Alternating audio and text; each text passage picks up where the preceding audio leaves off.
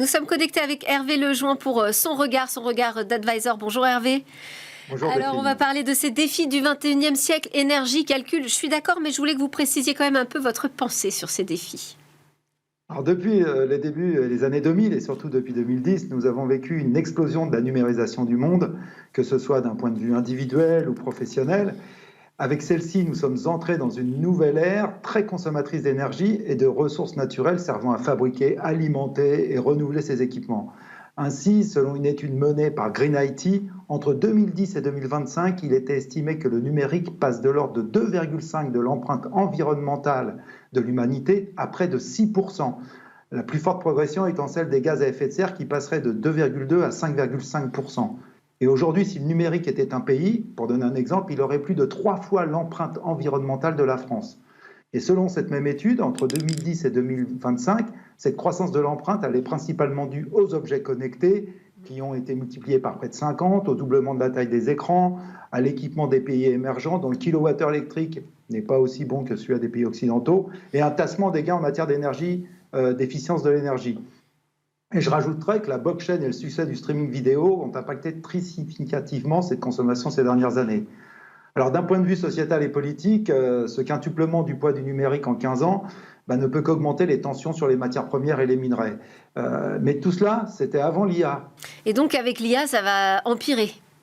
Absolument, et avec une échelle qu'on ne peut pas imaginer aujourd'hui et qui va demander des investissements colossaux pour des déploiements à grande échelle, et tout cela dans le respect de nos objectifs de réduction des gaz à effet de serre. Pour vous donner un ordre d'idée, il a été estimé par une étude de la division IA de Stanford que l'énergie nécessaire à l'entraînement de ChatGPT pourrait alimenter un foyer américain pendant des centaines d'années. Et on ne parle que d'un modèle, alors que des centaines, voire des milliers de large language models, comme on les appelle, sont déjà déployés. Et nous ne sommes qu'au début de cette histoire et cette course. Et en effet, l'IA, elle est en train de s'immiscer dans tous les domaines de la société. Et OpenAI travaille déjà, vous en avez sûrement entendu parler, sur la super-intelligence qui sera encore plus consommatrice. Et puis à côté de l'énergie, vous avez les processeurs qui sont absolument nécessaires au bon déploiement de ces algorithmes. Et je veux parler des GPU, les unités de graphique et de processeurs graphiques. Et une des sociétés TSMC, qui est l'un des principaux acteurs de la chaîne d'approvisionnement de ces composants de base, fait déjà face à des difficultés significatives qui pourraient se prolonger jusqu'en 2025. Dès lors, il ne faut pas s'étonner quand Sam Altman, le PDG d'OpenAI, a annoncé à Davos que sans une percée technologique significative dans l'énergie, nous n'arriverons pas à faire fonctionner l'IA telle que nous l'envisageons. Aussi, plus récemment, il a annoncé vouloir lever entre 5 000 et 7 000 milliards de dollars pour répondre demain aux enjeux des processeurs. Et alors, même si cette somme...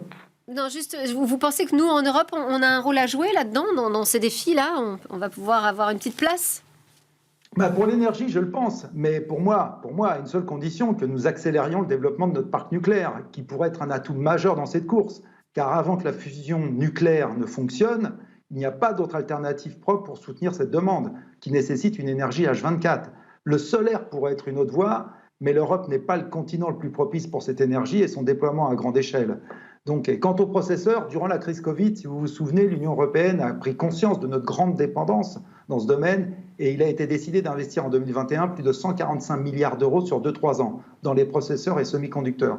Je ne sais pas où nous en sommes aujourd'hui, mais le temps s'accélère et bien sûr, il va falloir que l'Europe se mette, si on veut demain, à la fois du côté énergie et du côté processeur, avoir encore une fois notre mot à dire. Et le temps que ça accélère aussi dans Smart Tech, c'est déjà la fin de cette émission. Merci beaucoup Hervé Lejoin et merci à tous nos téléspectateurs de nous suivre, à tous ceux qui nous suivent également en podcast et en replay.